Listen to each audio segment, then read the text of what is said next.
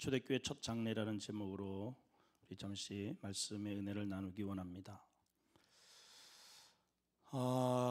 지금 카타르에서 우리 올림픽 월드컵으로 지금 하고 있죠. 기적 같은 일본은 1위로 조 1위로 올라갔고 우리나라도 정말 기적같이 예선을 통과해서 16강에 당당히 우리의 이름을 올렸습니다. 근데 이 카타르가 굉장히 잘 사는 나라라고 그래요. 카타르에 간 선교사님 어떤 선교사님의 이야기가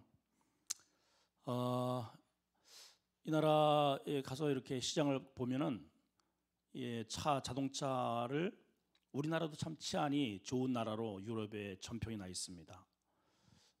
이런 샵이나 아니면 전철이나 이런 데 보면 외국인들이 깜짝깜짝 놀란대요. 왜냐하면 가방이나 짐 이런 거를 선반 위에 놓고 그냥 잠을 자버려요. 거기는 상상을 못할 일입니다. 여기 꽁꽁꽁이 싸매도 전부 다 지갑, 여권 이런 걸 다 약탈해 가는 나라인데 그러니까 치안이 너무너무 불안전한 거죠. 우리도 몇몇 분들이 유럽 여행을 갔다가 뭐 여권 잊어먹고 가방 잊어먹고 이런 경우가 종종 있었습니다. 우리나라도 참 좋은데 이제 우리나라 선교사님이 카타르에 가서 보니까 자동차를 이렇게 키를 꽂아놓은 채 시동을 켜놓고 시장을 본다는 거예요. 야, 이 나라 진짜 우리나라보다 더하네. 야, 진짜 안전하고 정말 예의 바르구나 이렇게 생각을 했다는 것이죠. 근데 왜 그렇게 자동차를 켜놔도 안 가져가느냐? 걸리잖아요. 손목을 잘라버린대요, 실제로. 그거 가져갔다가 만약에 걸렸다, 그냥 손발을 그냥 다 잘라버린다는 거예요. 왜냐하면 이슬람권이기 때문에 가능한 거죠. 종교 테러를 감행하는 거예요. 종교의 힘으로, 알라의 이름으로 그냥 그 수족을 그냥 잘라버리는 거죠. 오늘 본문이 거의 그 유사해요. 잘못 우리가 이걸 오해를 하게 되면 사실 이거 많이 오해하잖아요. 그래서 오늘 이 본문이 가지고 있는 의미가 도대체 어떤 의미인지를 우리가 정확하게 인식을 해야만 이 본문을 정확하게 인식을 하고 우리 신앙생활을 할 수 있습니다. 성경에 이러한 아주 부담스러운 이 본문이 왜 이런 것들을 기록을 했는지, 왜 이 두 사람이 부부가 하루 만에 다 좋은 일을 해놓고도 죽었는지 이거를 정확하게 여러분들이 아셔야 됩니다. 자, 우리는 하나님의 거룩, 하나님의 공의, the justice of God, judge of God, 이걸 하나님의 공의라고 합니다. 이러한 하나님의 공의를 잘 몰라요, 사실. 그 공의라고 하는, 정의라고 하는 이 justice라고 하는 이러한 의미를 그냥 단어는 개념은 가지고 있지만 이 의미가 정확하게 어떠한 의미를 가지고 있는 것인지를 잘 이해하지 못합니다. 다만 오늘 이 사건을 통해서 우리가 느끼는 게 좀 하나님은 정말 피도 눈물도 없으시구나. 진짜 하나님 무시무시하신 분이로구나. 이러한 섬뜩한 생각을 갖게 하면서 억지로 하나님은 죄를 싫어하십니다. 하나님은 공의의 하나님입니다. 이런 설교만 많이 잔뜩 들은 것뿐입니다. 자, 오늘 이제 도대체 하나님이 왜 이렇게 진노를 하실 수밖에 없고 왜 이렇게까지 심하게 좋은 일을 해놓고도 심판을 받을 수밖에 없었는가를 이 본문을 통해서 우리 한번 정확하게 문맥적 의미를 한번 도출을 해보셨으면 좋겠어요. 자, 첫째는 도대체 이 사람들이 무슨 죄를 졌길래 이렇게 하루아침에 두 부부가 죽음을, 하나님 앞에 죽음을 당할 수밖에 없었을까? 자, 1절 2절을 다시 한번 보겠습니다. 자, 시작. 아나니아라는 사람이 그의 아내 삽비라와 더불어 소유를 팔았다. 대단한 믿음이죠. 이게 팔아서 일단은 그 값에서 얼마 정도는 빼놓고, 그리고 아내와 함께, 아내도 알잖아요. 아내도 알더라. 그리고 얼마를 가져다가 사도들의 발 앞에 두었다. 이거 적지 않은 돈입니다. 소유를 팔았으니까 부동산을 판 거잖아요. 적은 돈은 아니죠. 큰 돈을 팔아서 어쨌든 팔았잖아요. 여러분 집을 팔았든지 땅을 팔았든지 이건 몇 억 정도는 아마 되지 않았을까? 그 중에서 자기들이 좀 필요한 것들을 이렇게 챙겨두고 그 많은 돈을 사도들의 발 앞에, 그리고 사도들이 팔아서 가져오라고 한 적도 없어요. 자기들이 은혜 받고 또 다른 사람이 초대교회에 그런 많은 재산들을 팔아서 그렇게 헌납하는 일들이 비일비재했기 때문에 아마 이 부부도 그러한 동기에 의해서 아마 어쨌든 소유를 팔 정도의 어떤 마음이 움직인 것 같습니다.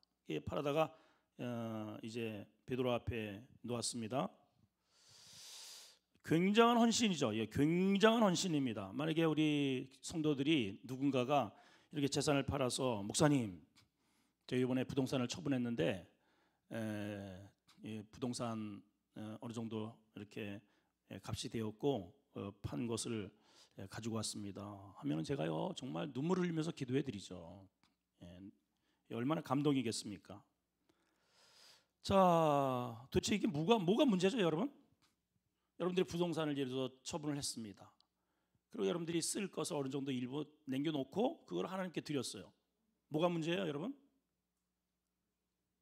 그러니까 이걸 보고 앞으로 부동산은 처분해서 절대로 교회 하나님 앞에 드려서는 안 되겠다. 괜히 들여놓고 죽을 수 있어. 지금 이런 분위기잖아요. 이게 지금 이런 분위기, 그죠? 자, 여러분 이제 왜 이들이 죽음을 당해야 됐는지 한번 이제 짚어봅시다. 문제는 이겁니다. 이들이 소유를 팔았다 하는 게 문제는 아니죠. 근데 소유를 팔아서 하나님 앞에 드리게 된 이 제자들에게 가지고 오게 된 동기가 문제입니다. 동기. 이 소유를 팔아서 하나님 앞에 사도들 발 앞에 가져왔을 때 이 가지고 온 동기가 순수하게 자신들을 구원해 주시고 은혜 주시고 이 엄청난 죄 덩어리에서 하나님의 자녀가 된 것에 대한 감사함으로 예수 그리스도를 바라보는 감사로 이게 동기가 됐다면 no problem, 전혀 문제가 되지 않아요. 근데 이들이 이렇게 사도들에게 재산을 팔아서 가지고 온 동기는 다른 게 아니고 사람들의 인정, 박수, 칭찬이 목적이었다 이 말이에요. 목사님, 성경에 그런 논리가 어디 있어요? 그런 논리가 있습니다. 자, 바로 위에 36절 37절에 누가 등장을 하냐면, 그리고 그 앞절에도 어떤 사건이 일어나냐면 많은 은혜 받은 사람들이 집을 이런 부동산을 팔아서 사도들의 발 앞에 갖다 놓고 서로 통용했다고 그랬습니다. 일단은 이게 문화예요. 근데 그 가운데 특별히 존중을 받는 사람, 박수갈채를 받았던 사람이 한 사람이 등장합니다. 그게 누구냐? 자, 36절과 7절을 보겠습니다. 시작. 구브로에서 난 레위족 사람이 있으니 이 구브로는 사도 바울이 첫 번째 키프로스라 그러죠. 키프로스, 조그만 섬입니다. 섬. 그래서 바나바의 고향이기도 하죠. 그게 같은 고향 사람이에요. 그래서 구브로에서 난 레위 사람이 있는데 이름은 요셉이라. 사도들이 일컬어서 그를 누구라고요? 바나바. 이 바나바 번역을 하면 어떻게 돼요? 위로의 아들이래요.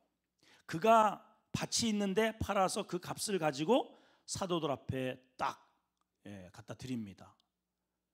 바나바는 나중에도 이제 소개가 되지만은 바나바는 어떤 사람이냐? 의로운 사람이고 아주 사람들에게 칭송을 받고 박수를 받고 존중받고 굉장한 사람이에요. 그러니까 이제 이 아나니아와 삽비라가 바나바의 그 딱 그런 결단과 이런 걸 통해서 사람들에게 막 박수갈채를 받고 존중을 받고 바나바 막 이러니까 이들도 우리도 좀 인정받고 싶은데 여보 어떻게 생각해? 우리도 하나 이거 처분해서 우리도 좀 사람들에게 박수 좀 받자. 이 아내가 좋아요. 이런 목적이 하나님이 아니에요. 그러니까 하나님의 두려움이 없어요. 그러면 나중에 베드로가 뭐라고 꾸짖습니까? 아나니아여, 어찌하여 사탄이 내 마음에 가득하냐? 하나님의 은혜와 성령의 은혜가 충만하 가득해서 한 게 아니에요. 뭐가 가득해요? 사탄이 가득해서 한 거란 말이죠. 사탄이 뭘 부족합니까? 너도 좀 칭찬 한번 받아봐야지. 너도 좀 박수를 받아봐. 저 바나바 봐라, 바나바. 의도가 이렇게 된 겁니다. 의도가.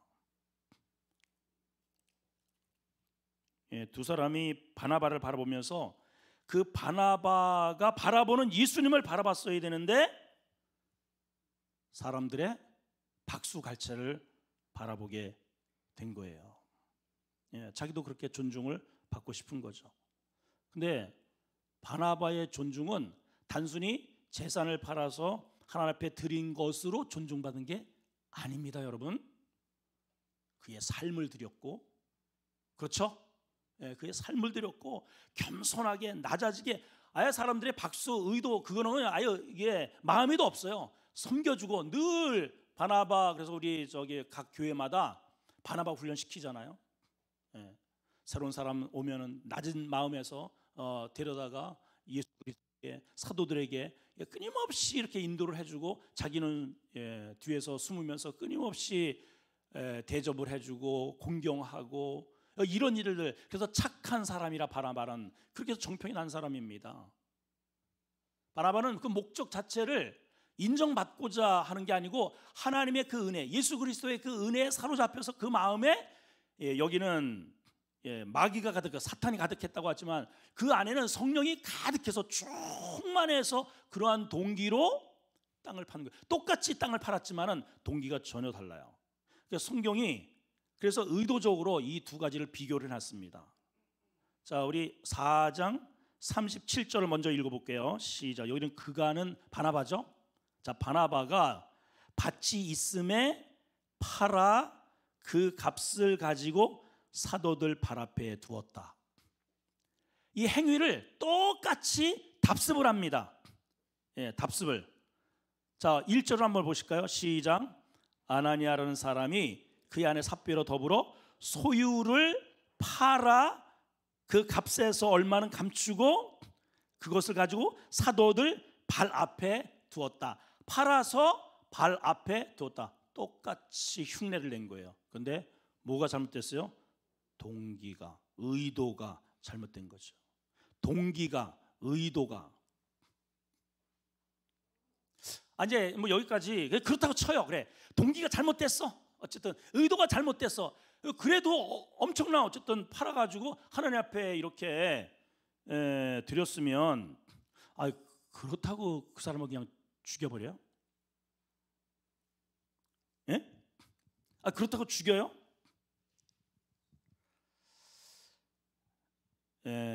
근데 이 본문에서는 뭐라고 이 부분을 다루고 있냐면은 성령을 속인 죄라고 이야기를 합니다. 자, 3절을 봅시다. 시작. 베드로가 이르되 아나니아여, 어찌하여 사탄이 내 마음을 가득하여 네가 누구를 속여요? 베드로를 속인 게 아니라는 거예요.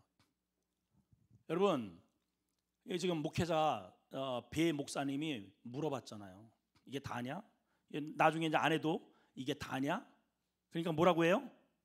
예 라고 대답합니다. 예스. 기회를 주셨어요. 기회를. 그 값에서 얼마를 감추어 아내도 알고 그걸 가져다가 사도들 앞에 두면서 목적이 뭐냐면 박수 받고 싶어서요. 인정받고 싶어서. 그걸 알고 베드로가 네가 어찌 성령 하나님을 속이고 땅값 얼마를 감추었느냐, 이렇게 이야기를 합니다. 여기 감춘다, 감추다, 이게 말이 이게 신약에 딱 한 번 등장하는 단어입니다. 나스피조마이라는 단어인데요. 나스피조마이. 이 신약에 딱 한 번 사용이 되었는데 이 단어는 신구약에 사용된 적이 없어요. 자, 그런데 이제 이스라엘 백성들이 나라가 망해서 디아스포라가 돼 다 뿔뿔이 흩어졌습니다. 그리고 2세, 3세가 태어났는데 이들은 흩어져서 외국에서 살다 보니까 히브리어를 안 배웠어요. 몰라. 그래서 이들이 성경을 읽긴 읽혀야 되겠는데 이 히브리어를 모르니까는, 그래서 이제 이거를 자녀들이 어떻게 쉽게 성경을 읽도록 해줄까라고 고안을 한 것이 그 당시에는 전부 다 헬라권 문화니까, 그래서 이 히브리어를 헬라로 번역을 했습니다. 그래서 그 번역을 한 것을 70인경이라고 그래요. 그래서 구약 히브리어를 70인의 랍비들이 모여서 번역을 했는데, 구약 성경에 이 똑같은 나스피조마이라는 단어가 구약에 딱 한 번 등장하는데, 같이 신약에 한 번, 구약에 한 번. 그게 어디에 등장을 하냐면은 여호수아가 여리고성을 점령한 후에 이제 아간의 범죄 사건이 나오죠. 외투환불, 금덩어리 이런 것들을 장막 밑에다가 감춰둡니다. 그리고 성령을 속였어요. 그때 그 속인, 감춘 그 단어가 나스피조마예요. 여러분 이제 그 사건을 한번 떠올려 보세요. 지금 이 땅을 팔아가지고 이렇게 얼마 갖다 드린 이 사건이 나스피조마이, 구약에서는 그 하나님의 것을 전부 다 감춰 이렇게 해서 전부 다 제비를 뽑아가지고 누가 등장을 합니까? 아간이 뽑혔어요. 그래서 빙 둘러서가지고 아간을 돌로 쳐 죽이고 돌무더기를 해놨는데, 그 돌무더기가 뭔지 아세요? 아골이에요. 아골 골짜기. 죽음의 골짜기를 만들어 놨단 말이죠. 자, 이 사건이 왜 중요하냐? 죄가 딱 들어가니까 수많은 군사들을 데리고 가는데 그 조그만 성을 못 이겨. 여러분, 죄가 이렇게 들어오잖아요. 교회에 죄가 침투하잖아요. 조그만 문제를 못 이겨내요. 영적인 힘을 완전히 잃어버려요. 여러분, 목사든 장로든 직분자든 이게 상관이 없어. 마귀는 그거를 딱 노리는 거예요. 땅을 팔았습니다. 엄청난 희생이죠. 근데 그 엄청난 희생 속에 살짝 스틸을 하는 거예요. 온전히 하나님을 바라보는 게 아니고 그거를 통해서 약간의 자기의 어떠한 명예와 박수갈채를, 의도를 딱 하는 순간에 마귀가 그거를 빈틈을 정확하게 노리고 싹 들어가서 이거 위투 밑볼을 가져다가 밑에다가 숨긴 이 자체가 하나님을 속인 꼴이 되었고, 그 죄가 해결이 되지 않은 상태에서 전쟁을 나가서 싸우니 전부 다 죽더라 이 말이에요. 여러분 이거는 우리의 삶과 굉장히 밀접합니다. 우리도 아까 우리 권사님이 기도를 하시면서 우리 울먹울먹 하셨는데, 이 예배가 바로 그런 거예요. 예배 실패하고요, 우리가 하나님의 말씀이 우리 안에 들어오긴 하지만은 정확하게 하나님의 공의와 거룩에 우리가 맞춤이 되지 않으면, 오늘 아침 낮에 설교도 그렇잖아요. 너희가 거룩한 옷을 입고 물두멍에서 깨끗하게 씻고 거룩한 이 행실과 그 기름 부음을 통해서 일을 해라. 그렇지 않으면요 그냥 인간판이 되는 거예요. 마귀가 뛰어놀기 좋죠. 교회가 왜 시끄러울까요? 왜 싸울까요? 왜 반쪽이 날까요? 왜 그럴까요? 오늘 요 작은 요런 것들이 용납되기 때문에 그런 거예요. 하나님이 그걸 어떻게 처결하셨습니까? 제비 뽑아라. 그랬더니 어느 지파, 어느 부족, 어느 집안, 아간이 딱 정확하게 하나님은 찍어내시는 거야. 너 일로 와. 가운데 서. 사람들이 전부 다 그 사람에게 다 돌을 던져서, 왜 사람들이 돌을 던져서 그 사람을 죽이도록 하셨느냐? 하나님이 처분 안 하고, 내가 잘못하면 나도 저기에서 맞아 죽겠구나, 이 사람들에 의해서 나도 맞아 죽겠구나 라는 것을 느끼라는 거예요. 이해가 되세요?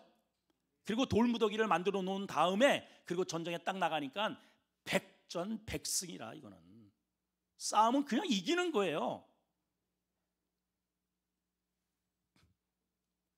아멘. 아나니와 삽비라의 죄가 구약시대의 아간의 죄에 있었던 그 장막의 죄와 있었던 것과 세임, 똑같다는 거죠. 똑같다는 거예요. 이 당시에 초대교회의 부흥에 어떻게 일어난 줄 아십니까? 베드로가 한번 설교하니까 3,000명이 몰려요. 여러분 3,000명, 말이 3,000명이지 여러분 3,000명 되는 교회나 한번 가보셨어요? 우리 수원 지역에는 3,000명 모이는 교회가 없어요, 여러분. 3,000명. 한 번 설교를 했는데 3,000명이 몰려와. 또 한 번 설교를 했는데 5,000명이 막 몰려와요. 그리고 막 헌신이 이루어집니다. 근데 그 가운데 살짝 끼어들어서 아나니와 삽비라가 땅을 팔아가지고 슬쩍 이렇게 덮었어요. 성령을 속였어요. 이거를 하나님이 그대로 놔두잖아요. 그러면 그 틈을 딱 트고 들어가서 그 3,000명, 5,000명을 이와 같이 마귀가 물들어 버려요.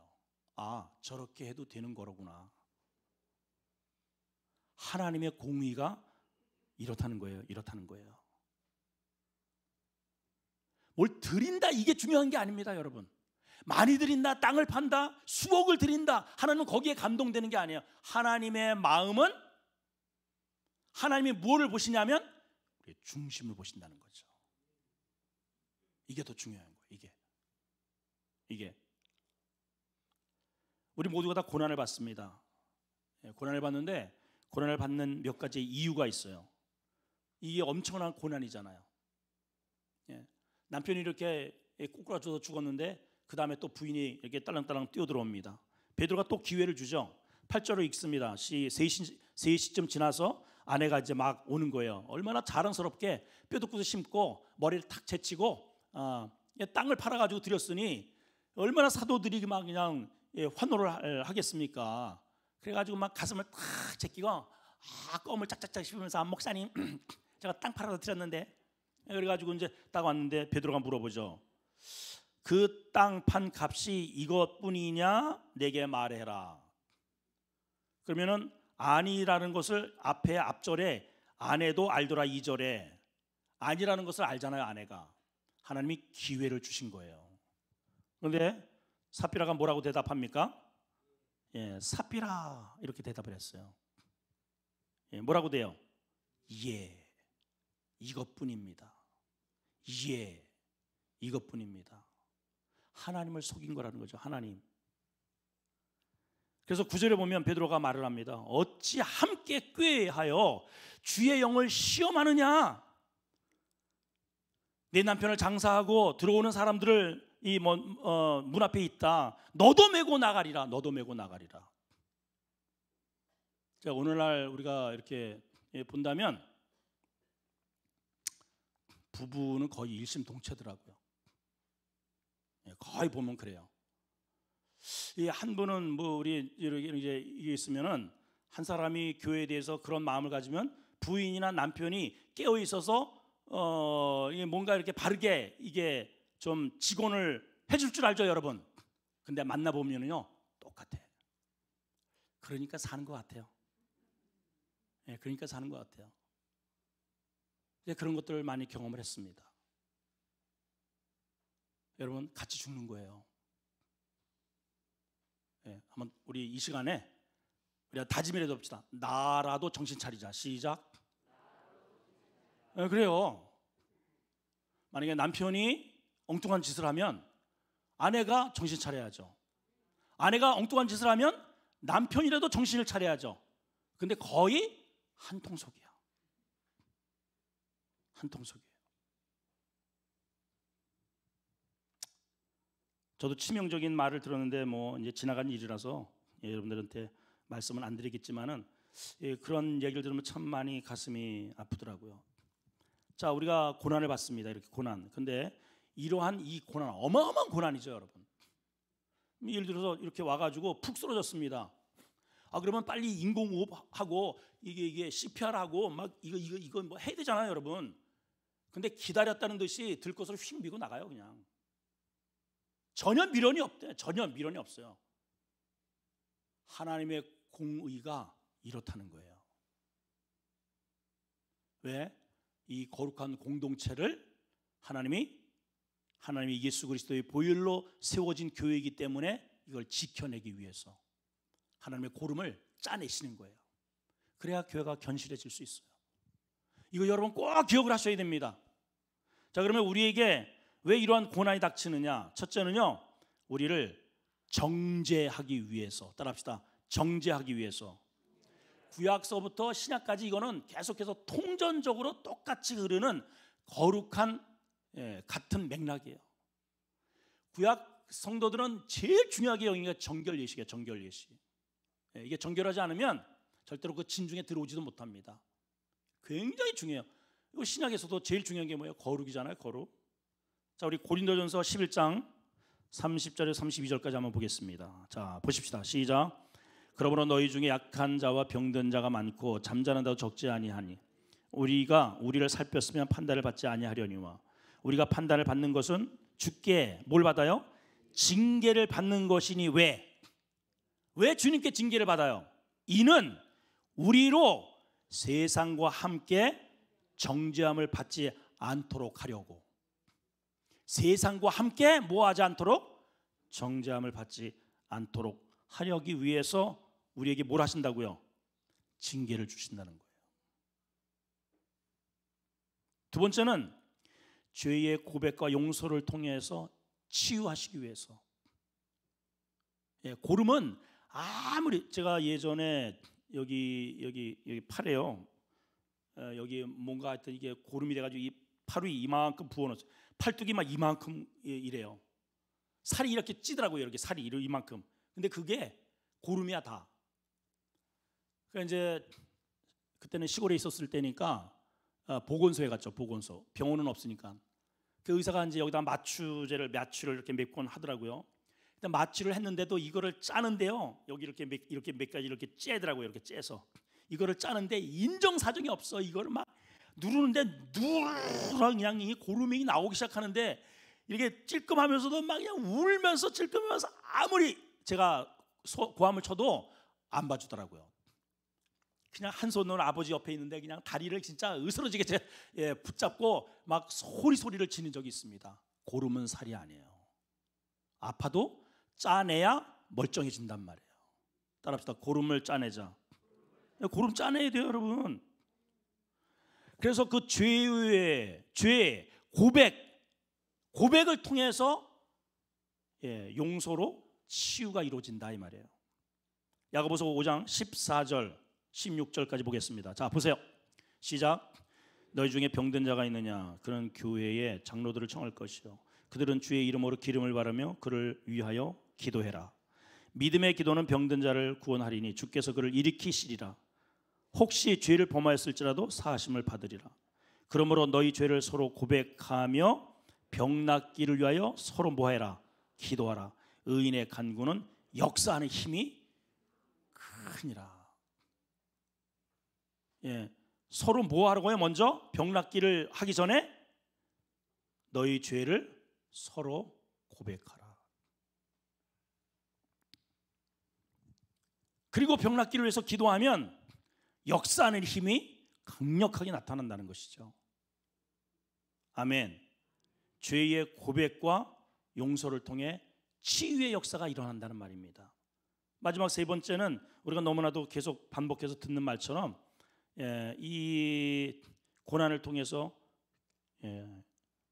겸손해집니다. 교만하지 않기 위해서. 자, 고린도후서 12장 7절입니다. 시작. 여러 계시를 받은 것이 지극히 크므로 너무 어떻게 자만하지 않게 하시려고 내 육체에 뭐를 주셨다? 사탄의 사자를 주셨으니 이는 나를 쳐서 너무 자만하지 않게 하려 하시면. 이게 고린도후서니까 바울 사도의 고백이에요. 바울이 자기에게도 치명적인 질병이 있어서 3번이나 간절히 하나님 앞에 기도하죠. 근데 하나님이 뭐라고 응답을 주셔요? 내 은혜가 너에게 족하다는 거예요. 이 말이 뭐예요? 난 너 그거 안 고쳐줄 거야, 이 뜻이에요. 이게 결론적으로 보면. 왜 그러냐? 너 그거 고쳐주면 그만큼 그 뒤는 나를 의지하지 않아. 근데 그 약점 때문에 나 어쩔 수 없이 지금 나를 붙잡고 그 약점 때문에 나에게 기도하고 그 약점 때문에 낮아지고 약점 때문에 늘 엎드려지는 거야. 그게 너에게 은혜야.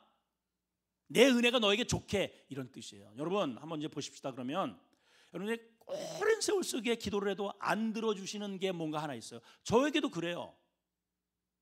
그것만 되면 진짜 참 목회 너무너무 정말 잘할 수 있을 것 같은데 안 들어주셔요. 근데 결론적으로 보면 내 은혜가 내게 족하다. 그 약점 때문에, 그 안 들어주시는 것 때문에 저는 늘 엎드려야 되는 거예요. 늘 그런 게 있어요. 여러분 모두에게 있습니다. 자고하지 않게 해서, 교만하지 않기 위해서. 자, 고린도서 12장 9절 10절입니다. 시작. 나에게 이르시기를 내 은혜가 내게 족하도다. 이는 내 능력이 어디에서 온전해져요? 약한 데서 온전하여 짐이라 하신지라. 그러므로 도리어 크게 기뻐함으로 나의 여러 약한 것들에 대하여 자랑하리니 이는 그리스도의 능력이 내게 머물게 하려 함이라. 여러분, 여러분들의 약점이 있죠. 다 약함이 있습니다. 약함이 있어요. 근데 그 약한 것들 때문에 오히려 하나님을 더 의지하고 기도하고 매달리기 때문에 그것이 나에게 성령의 능력으로 이루어진다는 거예요. 자, 10절 한번 크게 읽습니다. 시작. 그러므로 내가 그리스도를 위하여 약한 것들과 능력과 궁핍과 박해와 곤고를 모한다. 전에는 왜 이렇게 궁핍해 하나님? 하나님 왜 자꾸만 이렇게 핍박을 저기 해주십니까? 왜 이렇게 곤고하게 하십니까? 근데 이제 보니까 그게 오히려 나에게 능력이 된다는 것을 알고 오히려 기뻐한다는 거예요. 오히려 그 약함이 기쁘다는 거예요. 오히려. 왜냐? 내가 약할 때가 강함이라. 약할 때 강함 되시고. 우리 찬양은 늘상 부르는데 그 의미를 우리가 잘 모르죠. 자, 이 사건을 통해서 이제 결론으로 보면 사도 이 초대교회의 성도들의 반응을 한번 보겠습니다. 반응.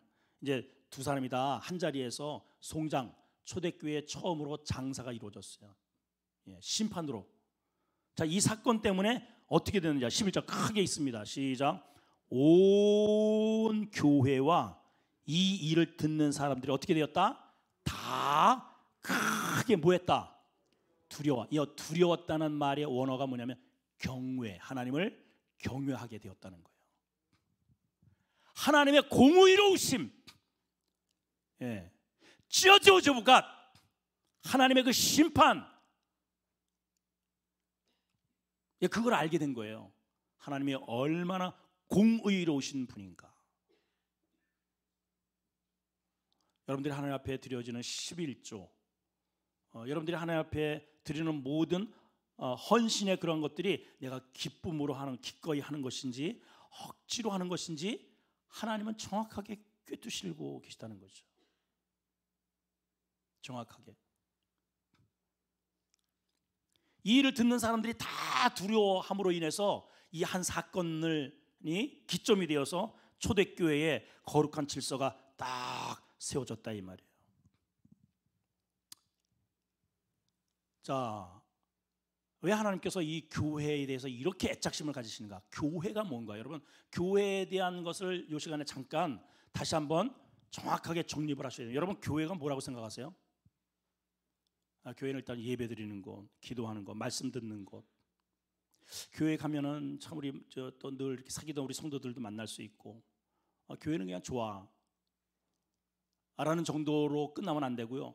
하나님 입장에서 교회는 어떤 곳이 교회냐? 교회는 당신의 아들을, 독자 아들을 피값으로 세운 곳이 교회예요, 여러분. 하나님의 독자 아들의 피가 묻어 있는 곳이 교회예요. 피.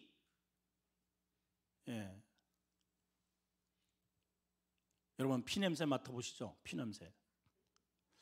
제가 중학교 때 때부터 제가 축농증을 이제 늘 공부하다가 이렇게 엎드려져 가지고 축농증이 생겼어요. 늘 여기에 뭔가 고여 있는 것 같아 가지고 항상 이래요. 엄마가 치고 있나 가면 너는 우째 이렇게 병신이냐 이렇게 맨날 이렇게 소리 이렇게 킁대냐. 요새 이제 제가 이러고 있어요. 요새 이제 감기열 좀 한 달째 이게 하니까는 꼭 여기에 뭐가 고여. 그래가지고 이걸 털어놔야 돼. 그래서 이제 엊그저께 병원 갔잖아요. 축농증이 심하다는 거예요. 예, 축농증이 잔뜩 여기 있다 그러더라고. 그래서 지금 약을 먹고 있는데 뭔 얘기 하려다가 이 축농증으로 왔지?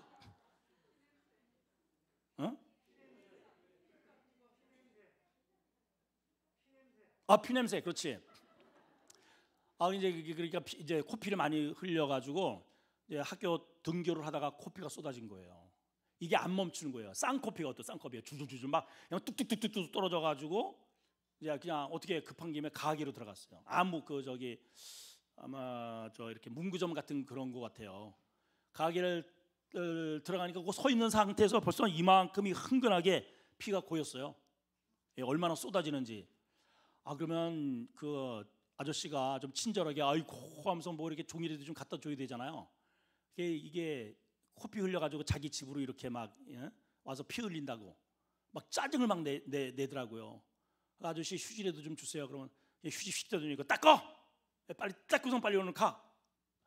얼마나 상처가 되는지. 그리고서 겨우 이제 몸을 가눠가지고 학교에 와서 이제 양호 선생님한테 우리 담임 선생님이 가가지고 제가 오다가 코피를 너무 많이 쏟아니 여기 뭐 난장이 됐죠 이게. 쏟았습니다. 그때 양호실로 가라.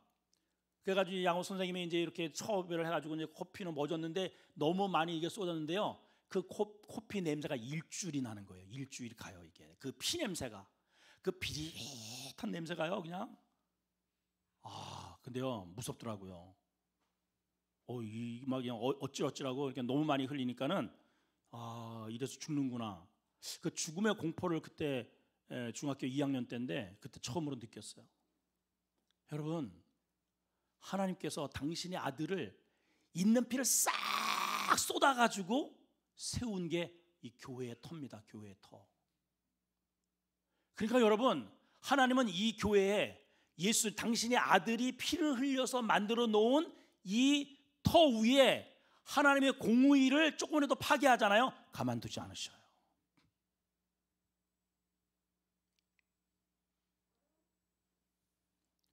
교회가 바로 그런 곳이에요, 여러분. 교회가. 근데 우리는 끊임없이 교회에 와서 그래서 이 예수님이 흘려주신 이 피를 들고 하나님께 나오는 모든 자는 하나님이 다 용서해 주시는 거예요. 다. 그 피 때문에 용서해 주는 거지 우리의 잘남이 아니에요. 여러분들의 잘남이 절대로 아니에요, 여러분. 뭐 여러분들 잘나봐, 우리가 잘나봐야 얼마나 잘났어. 가져야 얼마나 가졌어요, 여러분. 오직 나를 용납해 주시는 것은 당신의 아들이 흘려준 그 피값 때문에 나를 받아주시는 거예요. 피값 때문에. 그러니까 그 피의 값이 얼마나 대단한지를 우리가 알아야 되겠죠. 근데 그 값인데 내가 뭔가를 헌신을 합니다. 근데 값에서 거기로 나를 위해서 이만큼 띄워버려. 이게 띄워버려요. 그럼 하나님이 그때 진노하시는 거예요. 야 이놈아, 내가 너를 저 지옥 형벌에서 너를 건져주기 위해서 내 아들을 피를 여기다가 다 한 방울도 남기지 않고 뿌려놨는데 내 아들의 피값이 너에게는 그 정도밖에 되지 않니? 너에게는 내 아들의 피가 그 정도밖에 안 되는 거야. 이게 하나님의 공의예요. 이게 이해가 되세요, 여러분?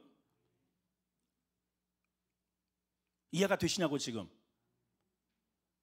내가 10억을 드렸어, 뭐 100억을 드렸어. 하나님의 코웃음 치십니다. 코웃음. 아니 하나님의 100억이면 어떻고 100 조면 그게 하나님 앞에 무슨 의미가 있어요? 무슨 의미? 그게 무슨 의미예요 그게? 에? 이 지구 전체를 다 팔아서 팔 수도 없지만은 이 지구 전체가 다 하나님 건데 여러분 그게 무슨 의미가 있냔 말이에요. 하나님이 보시는 것은 딱 한 가지예요. 내가 소중하게 여기는 것을 예수님이 나를 위해서 흘려주는 그 피값 때문에 내가 그걸 포기하고 놓을 수 있는 그 마음을 하나님이 받으신단 말이에요. 이해가 되시면 아멘. 새벽기도 힘들죠. 제가 계속 강조를 합니다. 알아요, 여러분. 직장생활 하시고 피곤하고 왜 모르겠어요, 이 전들. 그럼에도 불구하고 할 수 없는 상황에서 그것을 할 때 그게 하나님이 더 귀하게 보시는 거예요. 그걸 더 귀하게 보시는 거예요, 여러분. 할 수 없는 과정에서 하는 것. 여러분 독자를 어떻게 죽입니까? 여러분 아브라함이 독자인데 이건 죽일 수도 없어. 이 아들을 통해서 나중에 후손이 나와야 돼. 이건 죽어서도 안 되고 죽일 수도 없는 거예요. 그런데 그것을 할 때 하나님이 이제야 네가 나를 인정하는구나, 이제야 내가 나를 정말 믿는구나 라는 것을 내가 인정한다. 하나님이 그러시는 거예요. 할 수 있는 것을 하는 것은 할 수 있는 것. 어차피 남는 시간 어차피 갈 데도 없고 어차피 불러주는 것도 에이 교회나 가자. 아니고 이거는 도저히 할 수 없어요. 도저히 올해 내년에는 내가 목장 할 수 없어. 도저히 성가대 할 수 없어. 할 수가 없는 상황이야. 지금의 상황이. 그런데도 그것을 하는 사람. 그러면 그것 때문에 내가 이것을 포기했다. 망할까요, 여러분? 망할까요? 하나님이 이 다스리는 이 우주의 모든 것들이 하나님의 섭리 속에 있다 이 말이에요. 그 하나님의 주권 속에 있는 거예요. 아멘입니까? 여러분, 오늘날 교회를 누가 무너뜨려요? 불신자가 아니에요. 교회를 누가 무너뜨려요? 헌신을 가장한 제3의 아나니아와 삽비라와 같은 직분자에 의해서 무너지는 거예요. 흉내내는 사람, 흉내내는 사람에 의해서 무너지는 겁니다. 박수받기 원하고 인정받기 원하고, 땅 팔았다는데 뭐 어쩔 거야? 땅 팔았다는데, 집을 팔았다는데 어떨 거예요? 근데 그 마음 가운데 순수한 마음이 없고 의도성을 가지고 하게 되면 마귀가 100% 그 사람을 통해서 이 교회를 무너뜨립니다. 무너뜨려요. 말씀 한 구절 보고 마칩시다. 교회가 어떤 곳이냐? 마태복음 우리가 잘 아는 대로 16장 18절 큰 소리 여기 있습니다. 시작. 또 내가 네게 이르노니 너는 베드로라. 베드로. 페트라, 반석이라는 뜻입니다. 계속 시작. 내가 이 반석 위에 내 교회를 세우리니 뭐가? 음부의 권세가 이기지 못하리라. 이게 교회예요. 음부의 권세. 그러니까 아까 아나니와 삽비라가 땅을 판 것은 오케이. 근데 그 저변에 뭐가 있어요? 음부의 권세에 의해서 움직였단 말이죠.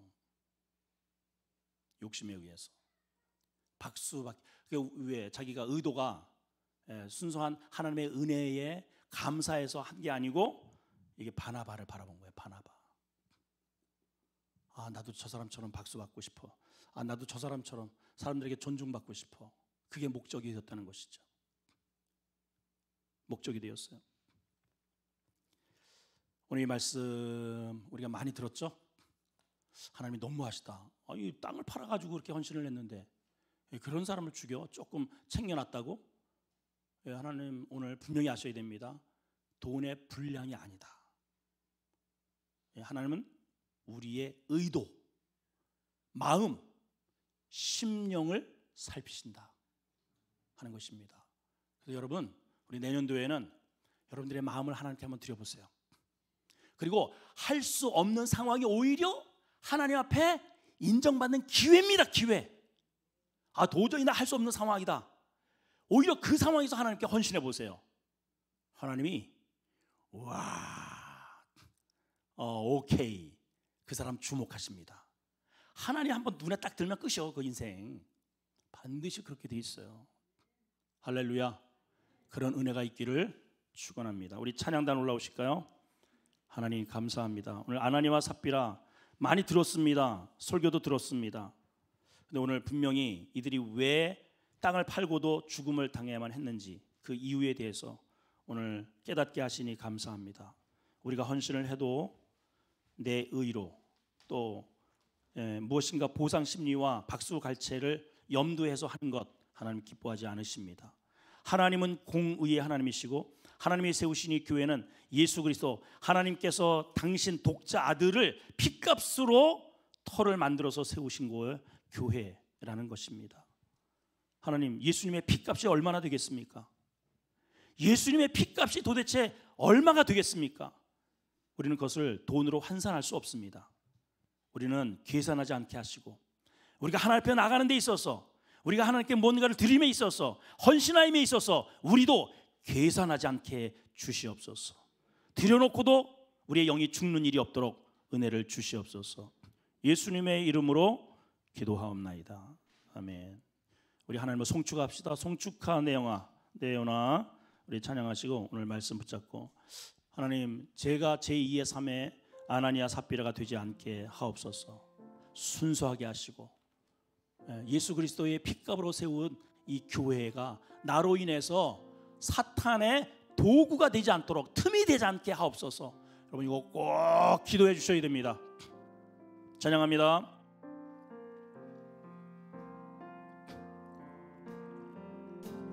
송축해 내 영혼, 내 영혼아 거룩하신 이름,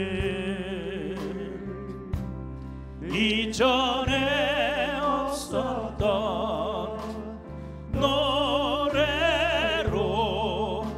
나 주님을 경배해. 다시 한번 송축해 송축해 내 영혼, 내 영혼아 거룩하신 이름,